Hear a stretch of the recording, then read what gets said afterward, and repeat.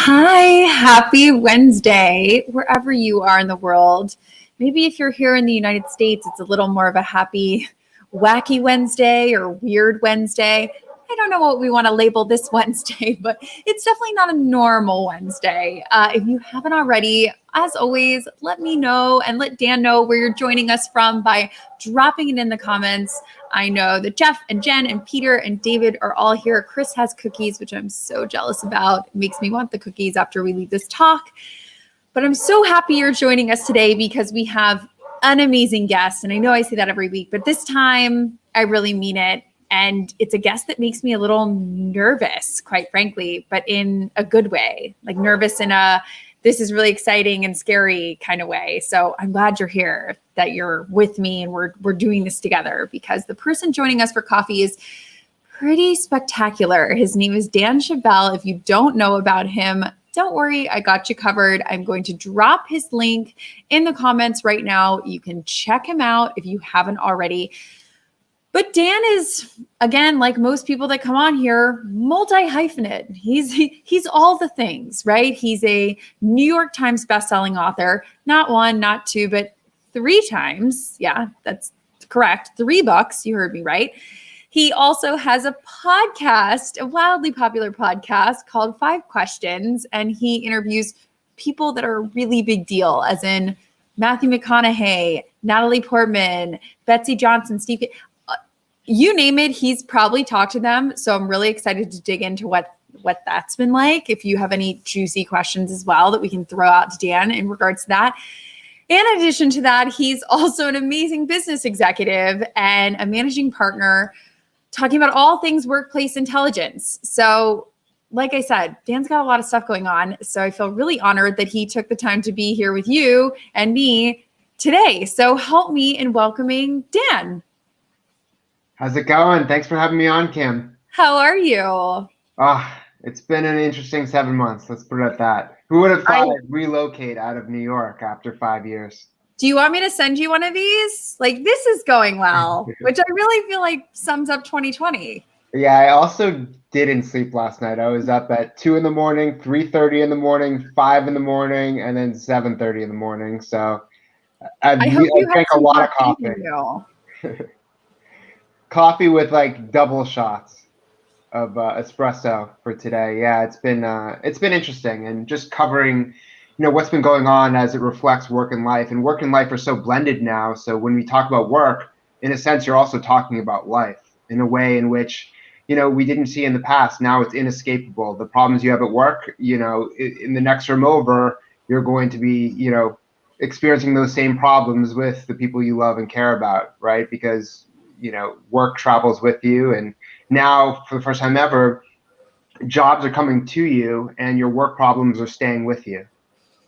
Well, and there's no more of the old phrase, like, leave it at the office, like, leave all your troubles at the door. I'm like, do you mean between the kitchen table and like my bed, or like, where should I be dropping these off?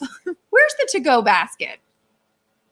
But you've had an office in the past too. Like I've worked from home for over 10 years. So this is very common for me. For a fourth of the population in March, it was the first time they ever work remote in their whole lives. So there's this huge adjustment period. And a lot of companies were scrambling on the remote work policies that they had never created because they never thought they had to do that.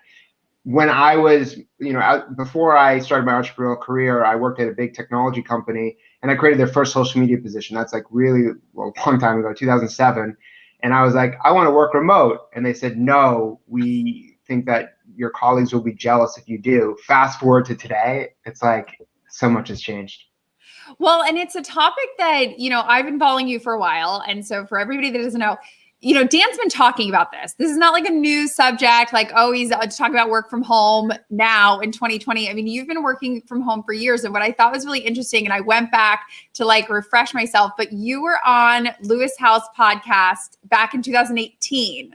So a hot second ago. And one of the things that you pointed out on there, which I thought was so interesting, is you said, I think it was the first or second thing that people were really looking for in employers was flexibility. It was like the flexibility to either work in different offices, or you did mention work from home.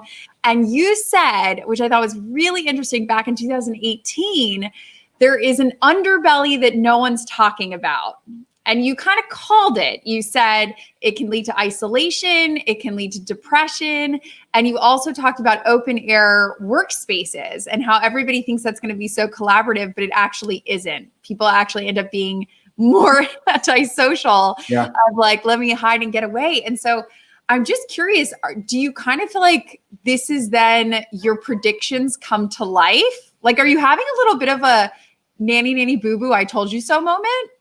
Well, I think that's one of them. And then pair that last year for 2020, I predicted the rise of employer activism.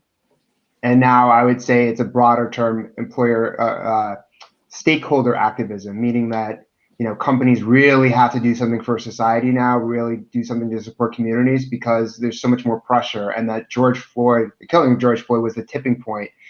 And you saw a bunch of companies put up, you know, Instagram posts that you've probably seen, Facebook, et cetera. But I think there was just so much pressure on them that all of that talk actually, in many cases, turned into action. And like, you know, spending, you know, millions of dollars on Black Lives Matter. You know, a lot of these companies now are publishing their diversity targets for 2020. So we've seen, you know, companies move from just talking about things to, you know, create good press and you know, push away actually having to do something to being forced into doing something. And I think that's the greater thing of what COVID has done. COVID has put pressure on the system and accelerated a lot of choices and decisions that companies and individuals have made. You know, if somebody was living in New York and they're like, yeah, I want to, you know, I'm looking maybe in a few years to get a house and move with my husband or wife and start raising kids, that decision happened within like 6 months or 4 months. So that's one example. For instance, like we're both in the millennial generation, there was always a sense of this delayed adulthood because of the 2008 recession.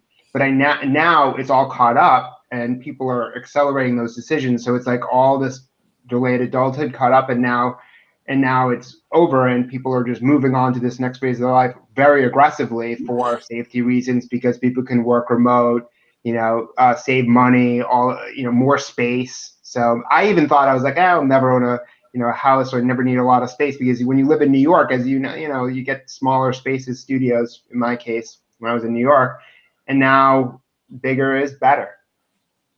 Well, and not only that, I think people are realizing that, at least for me, I can only speak for myself, that, you know, the grass might not always be greener. I think some of us were like, I could definitely work from home, like forever, no problem. I'll be totally great.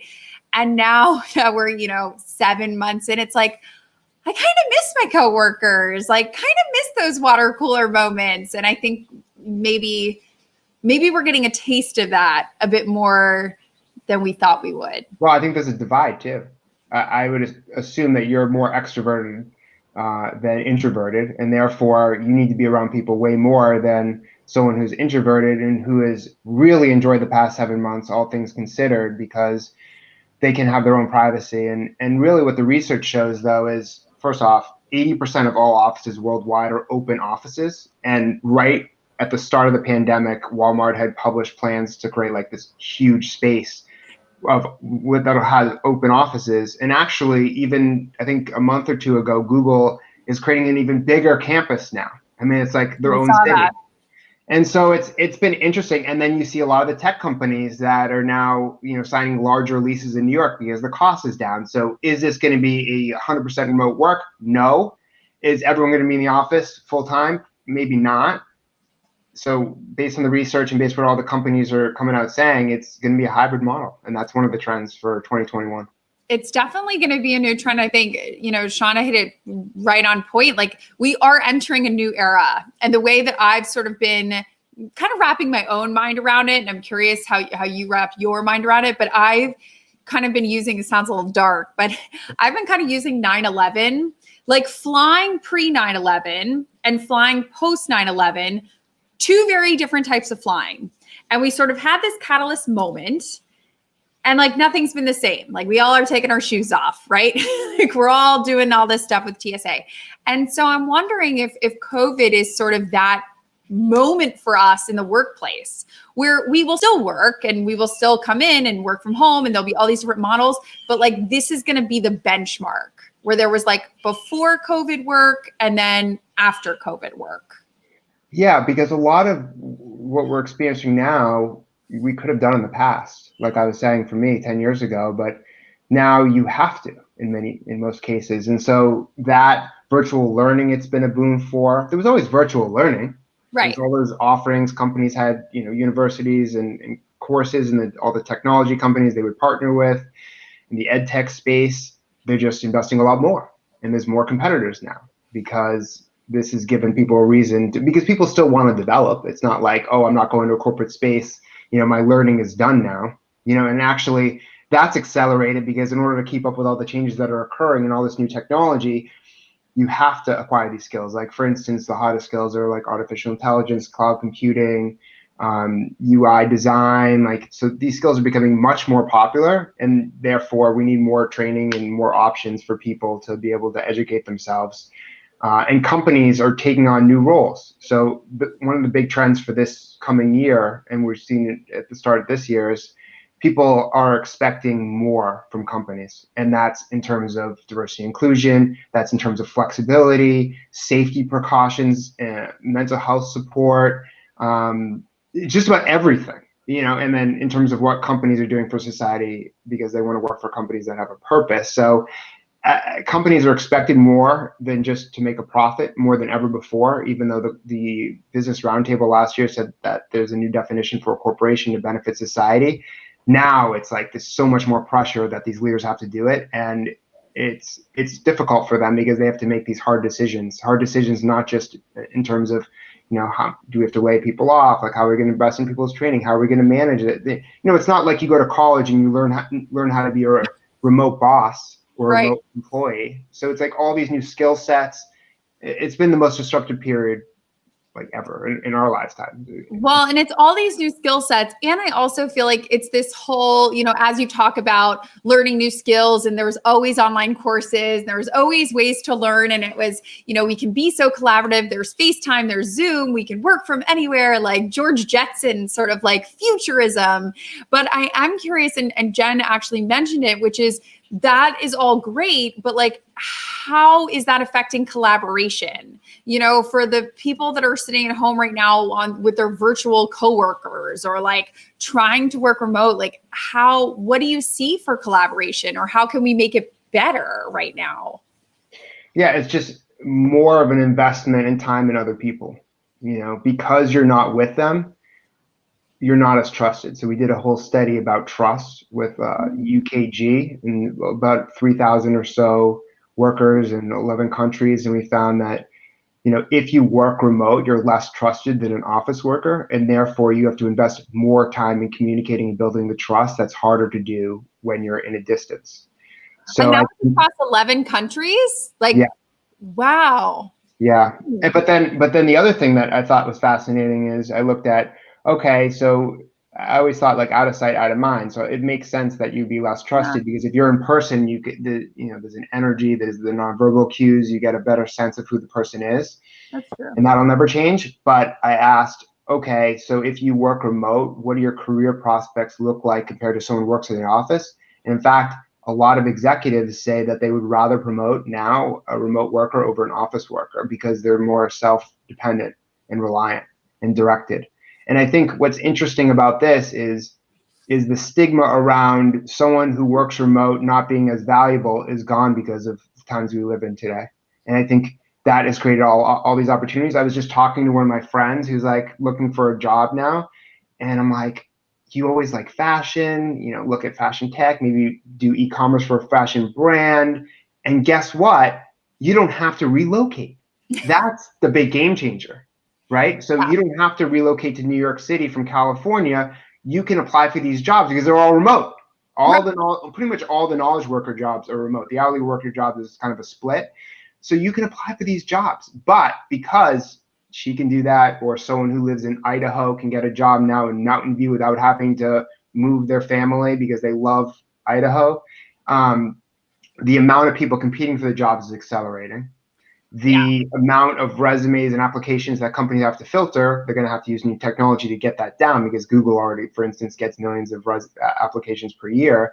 So what ends up happening is, and in terms of someone building a career listening to this, the network becomes way more important. Networking was always important, but with the rise in global competition the way it is, and this huge global talent pool and people being able to compete against for jobs everywhere in the world, the importance of having your foot in the door by knowing someone at that company is just like, it's an extreme level now.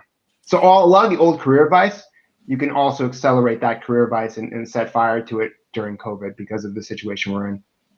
Well, I'm glad you brought up networking because I did something kind of weird last month, but it seems to be working. So even though it sounds weird, I'm sticking with it.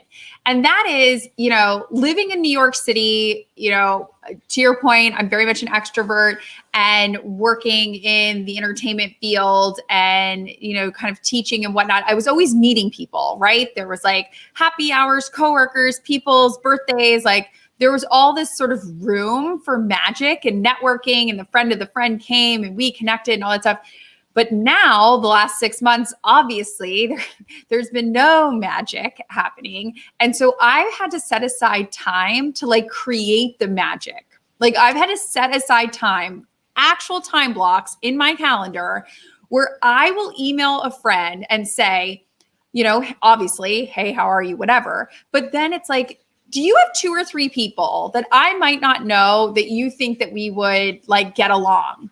And I know that sounds weird, but it's like this, I have realized I have to make time for it because the happenstance when we're not all together and we're all staying home and we're all socially distanced doesn't happen. So like, how do you keep networking? I don't know if you're continuing to network or how you do it. Yeah, I think the behavior during the past 7 months for most people is getting closer to people you already know, especially in person. People have pods now, so you're only going to be in a pod with, maybe a handful of people who like, trust, maybe family members, maybe like best friends who live near you. And then maybe stay close to some people who, like, I'll stay close to a bunch of people in New York I'm really good friends with. But other than that, to go expand and meet new people, it's much more difficult now because there's a risk to meet someone you've never met before. You don't know where they've been and who they've communicated with, and if they might have contracted COVID. And so there's a risk factor to meeting new people. It's like COVID is like repelling people from meeting strangers. Like, don't talk to strangers, like, carries a whole different meaning now. So I think, yeah, I agree. What you're doing is really smart because you're being intentional, right? So if you connect with meaning and thought, and especially through members of your network, that starts to build the trust that enables you to bring new people into your life, especially during now when it's harder to meet people. So, but I think in the workplace is the same thing. It's like people just don't want to be bothered, but I think checking in on people with intention, hey, I care about you. I know you maybe live alone. Like, certain people are more isolated than others. And the thing that's most fascinating that I've seen, especially since March, is that everyone has unique circumstances right now. And I know this because, I'm a single guy. I was living with my parents for 6 months during COVID. But then there's, I interviewed someone who was pregnant with 2 kids. She was homeschooling. I know there was a single mom who was trying to raise her kid while managing a business during COVID. So like, I've interviewed people all across the board, the CEOs, the celebrities, the people who are, people who are my friends, like all over the place. And everyone has a unique set of circumstances. So the importance of empathy is never been, something that people need to practice now, and checking in on people and being intentional, because everyone's suffering in their own way. You just might not know about it, and you won't know about it until you have that conversation. And I think that really starts at the top. So what's fascinating. So I led a study recently with Oracle of over 13,000 people in 11 countries. And that was the thing that was most interesting, was that CEOs actually struggle from mental health issues more than anyone else. So like, you've heard this too, because you're a CEO founder, is it's lonely at the top. So this study proves that it's lonely at the top. They're struggling the most. They have fewer people to confide in, and it all stuck with them, especially, you're running a small business too. A lot of these small businesses, especially in retail, are shutting down. There's been huge catastrophes happening. It's going to happen more and more. 60% of all restaurants in New York City might close by the beginning of next year. So a lot of them are struggling, but they're the ones who have to almost admit that they're struggling to remove the stigma around mental health at work, so that all workers are comfortable kind of being themselves. And I think that's what we've seen the most in COVID is people just want to be themselves. They want to be, Kim, or for me, Dan. They don't want to have to be like, I am work Dan, I am, life Kim. Like, we just want to be ourselves. And I think that COVID has really brought this together, and companies and their leaders need to be more human, because they are, and they're suffering. And by them being honest and open, they're going to actually build the trust that is harder to build when they're not in person. Yeah, I definitely agree. I mean, CEOs, business leaders, restaurant owners, I mean, anyone that kind of manages their own little world, I think is suffering a lot. And I mean, Nick brings up a good point too, that I think salespeople who, their bread and butter was meeting people and like getting those deals and, seeing those clients. I mean, sales, holy moly. I mean, talk about an industry that it must be such a struggle. Like, what advice would you give to Nick, who's saying, how do I do business deals right now? The other thing we all have to realize is, yes, sales is much harder, especially in certain industries. I mean, I reached out to like hundreds of companies at the beginning of COVID and like closed just a handful of deals. Like, it was really hard. And I've been doing this forever. So that just and I lost deals because of COVID too. But I would say for a salesperson, you just have to keep going, because other people understand that it's hard. It's not like you're the only salespeople. You're not alone. And I think that's connecting with other people who are in sales that is important, because then if you don't feel like this is a unique situation for you. Like, you're the only one struggling to close a deal, because everyone is. And I also think from the other side of the people that you're looking to sell to, they're just more understanding. They know you're not going to take them out for dinner and trying to get them to do business with you. Like, they know that. Everyone knows that. There's like unwritten rules to business and life during COVID. They're not written. I mean, it's just people just know it or feel it. And that's one of them, is that, hey, we know there's going to be harder. We know the sales cycle is going to last longer, but we're all in this. We're all in this. And I think it's true. Like, you have to rely on friends and family. I know I've been doing it. Like, can anybody help me with this? Does anyone know anybody here? Because that is, to your point, like, that has become your new network. Those are your coworkers. I don't have kids, but I have a friend with kids, and she was saying my coworkers were really rowdy today, and like kind of laughing about it. But it's true. Like, these are now, this is your network. Whether you like it or not. And you know what? The biggest misconception with people who are deemed or viewed as successful is that, their life's much easier now, they shouldn't be having these problems. That's never how it is. It's always a struggle, especially if you're trying to do more and grow. There's always tough times. Some of the most successful people right now are struggling more than anyone else, but you might not view them that way or give them that, level of credit because of, all their fame and money and whatnot. But hey, I mean, like, I talked to David Chang, the chef. I mean, he's gone through a lot. To have restaurants close. Actually this morning, I talked to Sir Paul Smith. I don't know if you wear that clothing. It's amazing. Check it out. And he had to close a lot of he built the company from nothing and had to close different retail places. And I was like, how does this affect you, like, emotionally? Because your name is tied to this. It's like, it hits you. And especially if it's something physical and that you're seeing every day, it's very tough. And laying people off, like, he said that some people, he's been in business for 50 years, laying off people who you've been in business with and have worked for you for 30 years. These are really hard decisions. And so don't think that if you're at the top of your career, at the bottom of your career, like, everyone's going through this. We're all in this together.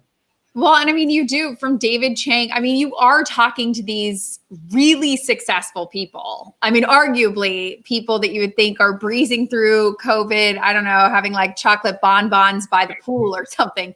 So in a twisted way, I'm happy to hear that they're struggling because it makes them seem a little more relatable and a little more normal. But I'm curious, on your podcast, which again, if anyone hasn't downloaded, it's amazing. It's 5 questions. It's very easy to find in the Apple Store or Spotify or anything else. But, what would you say is the percentage of people that actually kind of keep it real and like say like, man, COVID's been hard versus and I know, because I, for the last 9 years have worked with entertainers and celebrities, a lot of them are perfectly polished, very well media trained. and like the house could be on fire and they will stick to their talking points about the new movie, about the new book, about the new album. So like you can't penetrate their like perfectly polished Hollywoodness. So I'm curious, what percentage lately, or I guess in the last 6 months since COVID, have you seen that have kind of kept it real with you on the podcast versus, hitting all their marks? Yeah, it's actually really rare that someone's just by the book. I would say you see that more from the big corporate CEOs or I don't know. It's kind of mixed with the billionaire class.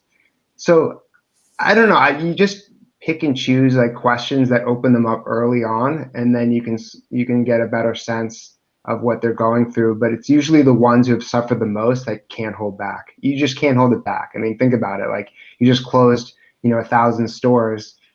You can't hide it. It's public, and it has affected you, right? Like financially and your well-being. And so, and as again, like I said, the people at the top, in a sense, compared to employees, are suffering more from mental health. I mean, that's what we found. We interviewed the C-suite, employees, managers, HR leaders, all sorts of people, and that was what was consistent. So I think that people are opening up because they're frustrated, and I think that the stigma around like failure, especially right now, is kind of gone. So I think this time there are certain silver linings, and that's one of them. Is we're kind of eroding the stigma around mental health. We're being more open. We're understanding each other better because wherever you go, people are wearing masks. Like this is unavoidable. Like if you don't know someone who died, you know someone who knows someone who died. Like everyone is feeling this at some level. There's a wide spectrum. Everyone has their unique circumstances, but it's unavoidable, and therefore people actually feel bad. It's like a form of therapy, right? People feel better venting to you. And sometimes I have to cut that because, they just go on and on and on. But everyone has their own story during this time. And I think that this is a historical moment where you'll look back and you'll be like, yeah, during COVID, this was like this. Like I have, I have my own stories. I have my own situation. But I think by talking to people like you do, and through me and my research and everything that I work on, you get a better sense of what's going on. Like I'm working on some research around hourly workers, and wow. I mean, it's just eye-opening because it's not a group that I normally study. I usually study like the knowledge worker, full-time worker. And so, yeah, I think some people have it way worse than others. Typically, female, minority, poor people are the ones that have it the hardest, I would say. And so only by researching and by, reading and watching conversations are you going to ever have a sense of what these people are going through and why they have it so much harder. And yeah. I mean, I'm curious, for you, because you dig in so much to these studies and actually also your podcast, now that I'm thinking about it, the workforce trends report that you just put out yesterday, which is amazing. Again, if you haven't read it, we'll put in a link. But, that's a very condensed version of what I'm sure was months and months and months and pages and pages and pages of documents that you have distilled wonderfully for us, might I add, into like a little bite-sized, thing for us to read. Same thing again with your podcast. If anyone didn't get the reference, 5 questions with Dan Schawbel means there's 5 questions. An average episode is 8 to 12 minutes. I would assume, I don't know, but you might be talking to these people for, 20 minutes or 30 minutes, to distill that into 5. Like how have you mastered that in your career, that distilling process? Because it's hard. I'm sure you get a lot of good material. Well, I compare it to almost like, this is an extreme example, but Twitter, you only have 140 characters. So it forces you to think about each word. The 5-question format I had since I was 22. I just didn't call it 5 questions back then. I just reflected a few years ago on, what type of title should I have? How should I format the show? And then I was like, wait a second, I've always had the same format. Why don't I just copy that? And so if you look at all of my old stuff, like back, in the day, it was always 5 questions. So I just kept the format, but an audio version. And the last question's always been, what is your best piece of career advice? But the other questions, I'm really trying to humanize them and get some advice from them in terms of their personal and professional lives as they open up about maybe their childhood or, you know, a big obstacle that they had to overcome. But it takes me a long time to think of the questions because I only really have 4 questions and everything gets edited under 10. What happens if one of the questions just kind of like flops? Like you don't have a backup? Like there's not like a 6th question that you sneak in there? I was thinking about having the backup question, but I never did it because I've done so many that, you know, if they only answer with one line, I'll just ask a follow-up question and then I'll edit that into a new question. Okay. But then the trends piece is different. So you got to separate both. One is more of the qualitative, you know, conversations with leaders, and then the other one is a compilation of enormous amounts of work. I've been doing it since 2013, forecasting 1 year in advance. And the reason why I do that is because how can you possibly predict 5 or 10 years down the road? Like it's impossible. I don't care, you know, who you are. Like everyone has these timelines for when COVID's gonna end. No one knows. No one knows. No one in the world knows. And so I try and do 1 year out and I try and see how things are going this year. And I start to look at the projections and it looks, you know, somewhat optimistic overall, but that is based on, so I've analyzed over 8,000 studies. I've led 54 studies since the past 8 years. And then I have all these conversations, and those conversations are more around the workplace, much more than the podcast. So those are, right, you know, with CEOs, HR leaders at big companies. They seem like very, like they're not connected. Wow. They're starting to be more connected. So my writing blends. So for instance, okay, I did an article on mental health. And so I blended my interview with David Chang, where he talks about, you know, how he worked himself to death pretty much, but that was because he was suffering and work was his outlet. And I wrapped that into an article on mental health using the studies that I did and other examples that I found. So yeah, this is like the first year where I'm starting to blend both together in a way that makes it interesting and unique to the reader. And as you talk to these different, you know, CEOs or founders or people in the workplace, C-suite, you know, workplace leaders, and also, you know, celebrities, what sort of advice or what are you hearing come up that you're like, that was so smart when that person said that about the future or about how they're leading right now to set up for the future? Yeah, I would think I asked that question or a similar question to Meg Whitman as Quibi was, you know, holding steady. I got her. You can't interview her now. She might be in Biden's cabinet.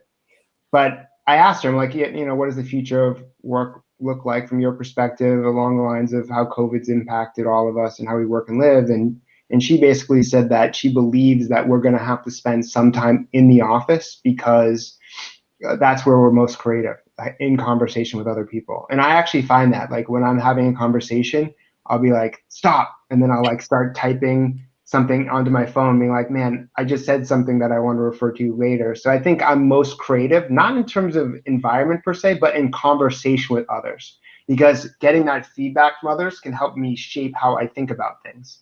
And I think that's really valuable. And so that's what she noticed too, having, you know, she was the CEO of HP and eBay. And so she knows the power of in-person, but also the fact that she thinks that remote work will be permanent. And I agree with that because a lot of people have the preference for remote work. Again, introverts versus extroverts. So there's a preference there. There's also companies save, you know, millions of dollars potentially on real estate costs. Yeah. Right. So there's a financial incentive. But it's going to be split. And this is where it gets really interesting. So talking to the CEOs and heads of HR, facilities people, basically what you're seeing is every single year, recent graduates or young people in general want to be in cities. And that hasn't changed. And so what's happened is a lot of these companies are investing more in real estate in New York, for instance, like Amazon and Facebook, because you need a bigger space to account for social distancing. And you know that people want to work in cities. Young people want to work in cities. It's actually the more senior people, this is where it gets interesting. The more senior people are the ones who are going to maintain their situation working remote. And I think that is what's turning the tides in terms of people getting promotions as remote workers in a way in which they might not have a year ago. Well, and I'm curious. Well, one, Jen's question, because I posted about this on LinkedIn yesterday. I read your study, and sort of there were lots of shocking things, but one of the ones that I was like, oh, and it like pained me like to my heart, was that so many women are going to be dropping out of the workforce. And that was just like knife, gut, heart, and then the election was yesterday. So it's just like yesterday was tough. And so, how are we going to integrate this humanity that women have kids, and how are we going to deal with that? And we have to deal with that. Or does our employees? Yeah. And like, it's a huge topic. There was a study by Lehman and McKinsey under Sheryl Sandberg that found that over 1 million women are dropping out of the workforce. The reason why this is all happening, to no surprise, is what you mentioned, childcare. And the cost of childcare is going up. Women are more likely to, be doing more of the work at home. And if you talk to women who have, kids, and they have to put on so many hats now. You're a wife, you're a mother, you're doing house cleaning stuff, you're a teacher, a snack kid.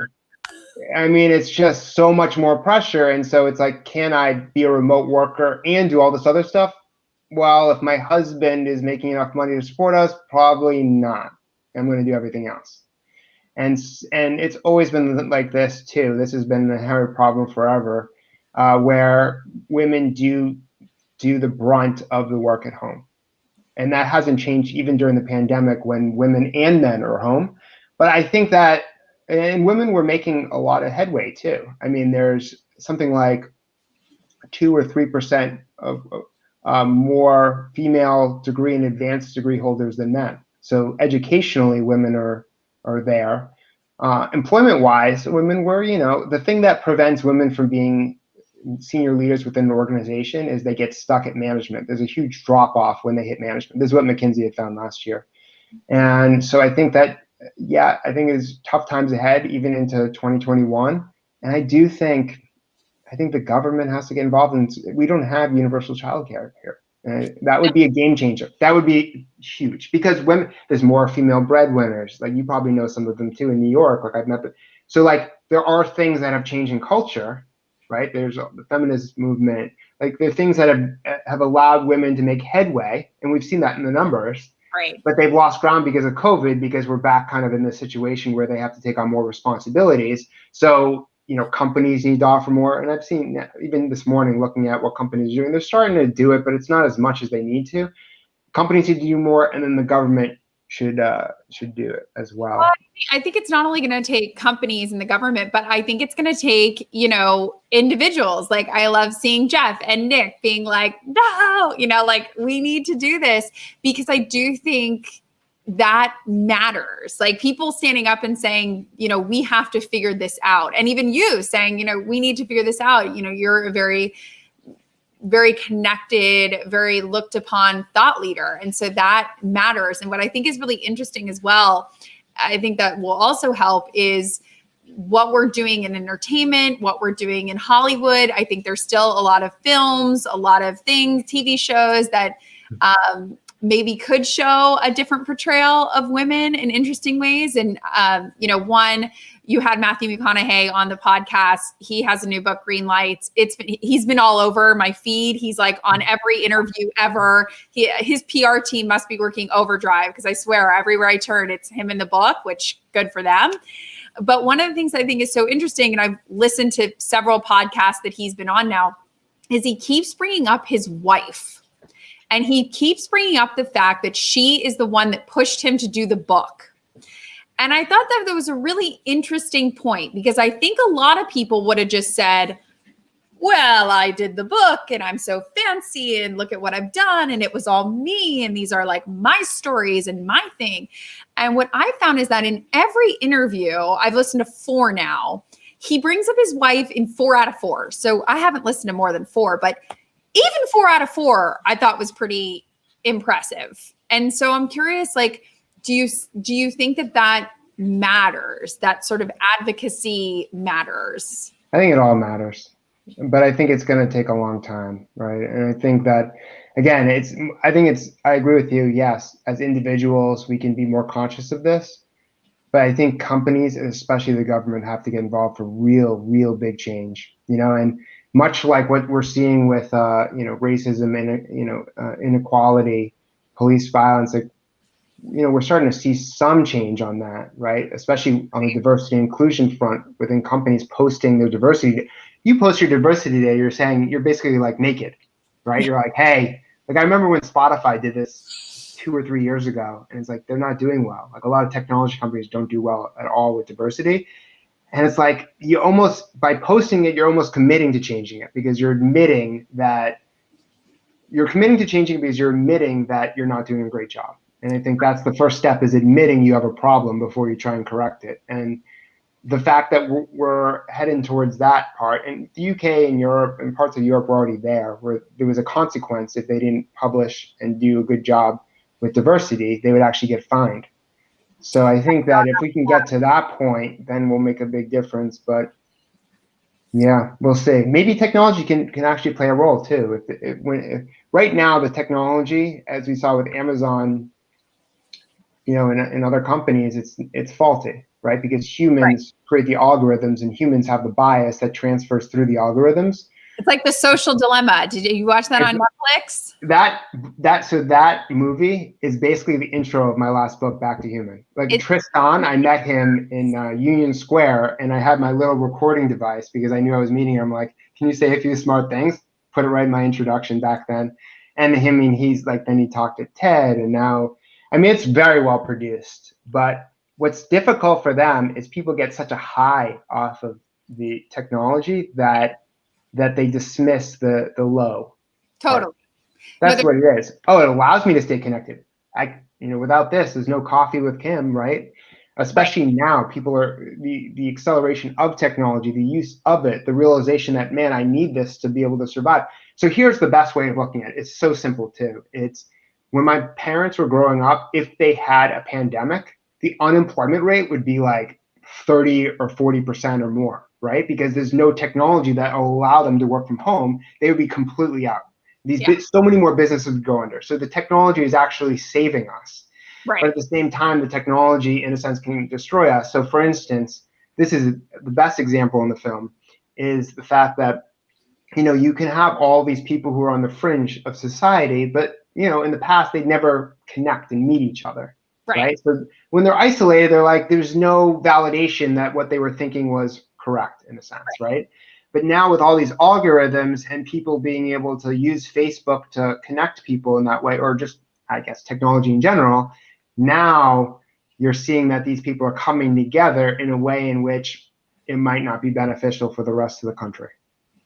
Or any country. Or anywhere, really. Or themselves. Right. It's it's self-destructive in some ways. So it's been interesting, especially now. After last night with the elections, I have a friend who's a Trump supporter, and his wife is a liberal Biden supporter, and they can't watch TV together. So during the elections, they had to be in 2 different floors of their house. That's the extreme world we're living in, where the part of the reason why the polls weren't right is because people don't want to admit that they are voting for one party. There's a stigma around that even, and it's not socially acceptable. So I think as much as we talk about work, everything is politicized now. You cannot get away with it. And that's why I wrote the whole article before that. And I talked about it, stakeholder activism. Part of it is about politics, is, what is your company, where does your company stand in terms of politics? Who are they donating to in terms of the elections? Who is the CEO voting for? Is the CEO in meetings with the president, for instance? And that affects a person's, engagement level and wanting to work with the company. So and all the stuff is public now in a way where you can't hide. So it's been really interesting to me. Everything's coming together. No, it's all interesting, and I feel like we're all learning so much from all of these different ways and platforms, and everyone's trying to figure out which are the right ones and which should I be listening to, and what should I, after I finished watching The Social Dilemma, I was like, I'm turning off all my notifications, like no more Twitter, time limits on everything, like really kind of honing it in a little bit. But I'm curious, where do you go to learn? I mean, what resources are you reading, or books or podcasts are you listening to that you feel like you're learning a lot from? So first off, to end the last thing where we just talked about, it's in order to get through these times, do not set false timelines of when you think things are going to return to normal.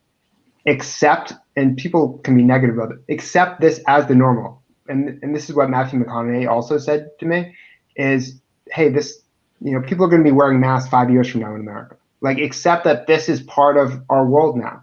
And once you do that, you're not constantly having this anxiety of, oh my God, like, I hope I can plan a trip in 3 months. Just, it's hard to accept it because people miss traveling, they miss being with their friends, they miss a lot of things, and it's hurt their income, family, all these things. So, but you should accept it, because if you keep on thinking about what the future holds, it's going to create enormous amounts of anxiety, and a lot of this stuff is out of your control. So it's as things are playing out. So for instance, as the new normal shifts and you're now able to, meet 20 friends and you feel good about it or whatever, and less social distancing, cases are almost at zero, let's say, like, adjust to that. But if it's not and things get worse, stay on course. So you gotta ebb and flow as things happen. And I think it's much healthier to do that rather than being like, oh my God, is this over? Like, I hope it's over in 4 months. I hope I can plan a vacation next year. And so it's interesting. And I know this because my dad was in the cruise business. And so people were booking with him for 2022. So they're planning, they have these timelines. And I'm like, I don't know, what are we doing here? I don't know. And then what resources do I look at? I go to LinkedIn, actually, because I feel like when you're connected to a lot of people, the algorithm and the people like, and trust are doing a lot of the content work for you. So the content's being brought to you. That's one. I love this news. So I have the newsletter, I have all this, but the newsletter that I go to every day is the Human Times, it's called. And it's produced by EY. Yeah, it's really good because it gives you, I think you just Google the Human Times newsletter. Okay. But it gives you a sense of what's going on in the markets and in different industries, but like also things that are more micro too. So it's very beneficial, and it prevents me from having to like search around as well. So that helps me. And then it ends up coming to, as I'm like thinking about things, just searching and doing research on those. And then the more that you research, the more that you learn, that influences the direction you go in. And so I think that like, instead of thinking, oh, in 5 years I'm doing this, or I want my next book to be that, it's doing the work and the reaction to that work will help steer you in the right direction.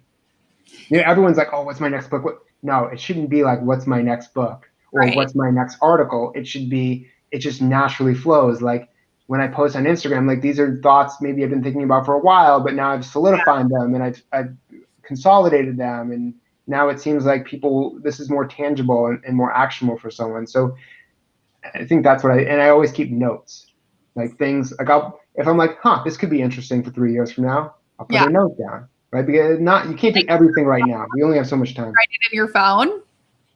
Yeah, I email it to myself and then I put it on. I'm old school. I still use all like Microsoft Word, Excel, everything to manage everything. Yeah, I'm very old school. So wait, okay, take me through. You're walking down the street and a genius idea hits you, or you're listening to a podcast and like, I don't know, genius hits you. What do? You pick up your phone. I open up an email, I type it up, and I email it to myself. And I'm sure there are better ways to do it. It's just how I've been doing it. So, okay, so then you email it to yourself, and then you get home later that day and you set up your computer, and then what do? I have a whole content schedule. And so if it's something that I think would fit in the next, few months, I put that on the schedule. Because I release one podcast and one article every Monday, and it's consistent. I think having that schedule is really important because it forces you to do the work and stay current. Writing the article is not just about publishing the article. Writing the article is everything that goes into the article that naturally educates you on a subject matter, which you can then talk about on Coffee with Kim or in a virtual keynote or whatever. Right. So all this work, like coming up with these trends articles, yeah, it's a lot of work, but is it a lot of work? If I'm doing this every single day, 7 days a week for years, you're saving all this content, you're referring back to it, and then it kind of writes itself. But you still have to sit down and write it. Correct. That's a lot of work. It's very stressful. Yeah. You have to sit down and do that. So there is that little part. Okay, so you sit down, you write. Okay, interesting. I like it. Do you find that you need to create habits, and the best way to create habits is set a schedule and keep to that schedule. Be accountable. So when I first started, I'll give you an example. For LinkedIn, I was like, I'm posting every Monday, no matter what. I'm committed. This is going to be the best work I've ever done. I'm doing this. So I started since last November, and it's gone from 0 to 137,000 subscribers since then, because I've kept to schedule. Every Monday, it's going to be the best thing I can do. I'm going to share. I'm going to do whatever I can for it. So it's the commitment and the consistency over time that can help you build anything. Yeah. But that's with anything. You know, as an entrepreneur, I'm as inspired. Like I feel like I'm gonna leave this talk and start my own newsletter. I feel like a lot of these entrepreneurial skills that you have, you're just applying to Coffee with Kim, or you can like take these skills and like apply them anywhere and anything you want to do. Yeah. They're really life and business skills.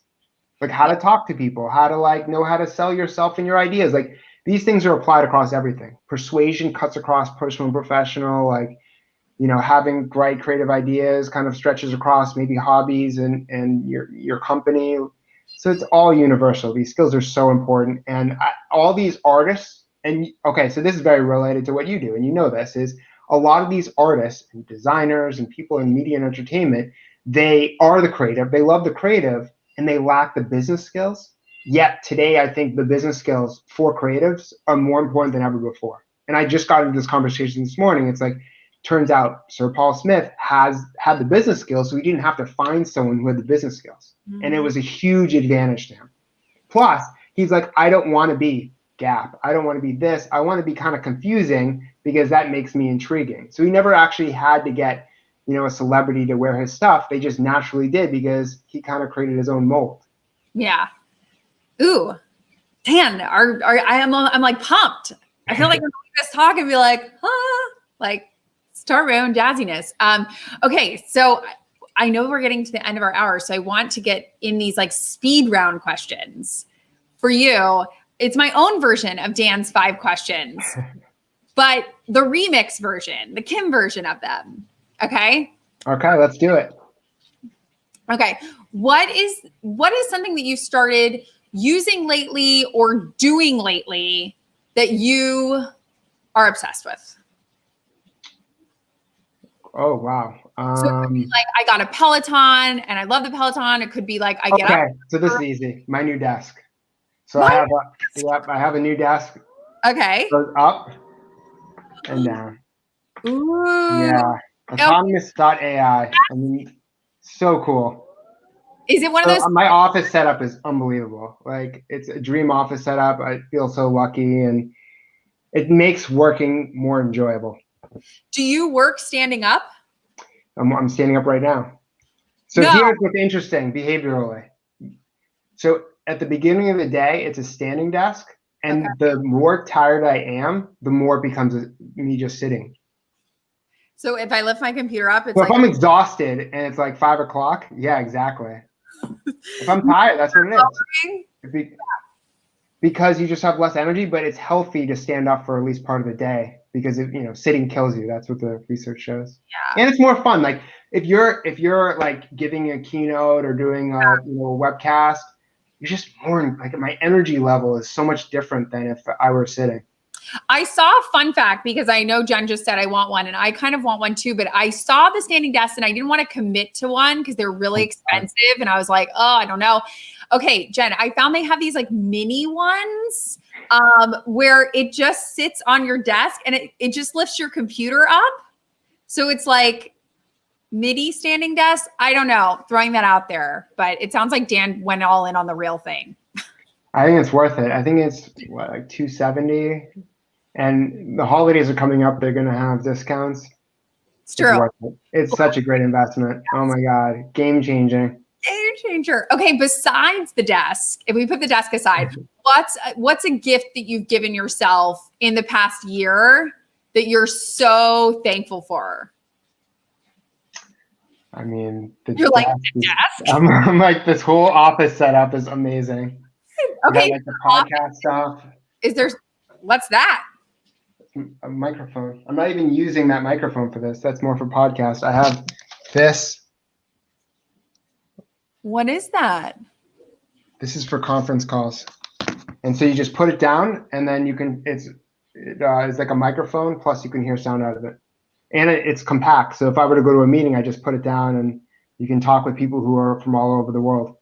Wait, what is that called? The Jabra something. Jabra. It's very common. A lot of professionals have it. I've never even heard of that. I feel like such a loser. I'm like out of the. Okay. And you carry it with you. Like you can take it around. You can take it around. All right then. Okay, I love that. What is one thing you need more of in your life right now? Well, the thing that I've gained more of is less noise, more peace. The thing that I would like more of right now is, I mean, everyone's going to say like more time. Yeah. More time. There's never enough time, you know, never and good weather. I dream of that Harry Potter clip where Hermione has the little thing and she can go back in time. And I'm like, why doesn't that exist? I want that. Yeah, I know. I'm like mixed about that too, though. I'd rather have more hours in a day in a sense, but I wouldn't want to go back. I've always been someone who wants to get to the next phase of my life. Like high school is the happiest, graduate college is the happiest. I want to go back and live it. Okay. Yeah. Harry Potter and Hermione could go back and she'd see herself. It's kind of like Back to the Future. Oh, okay. And she'd like hide from herself. So that way she could do more things. That I'm more Marty McFly style. Okay. I like that better. You know? So, just throwing it out there.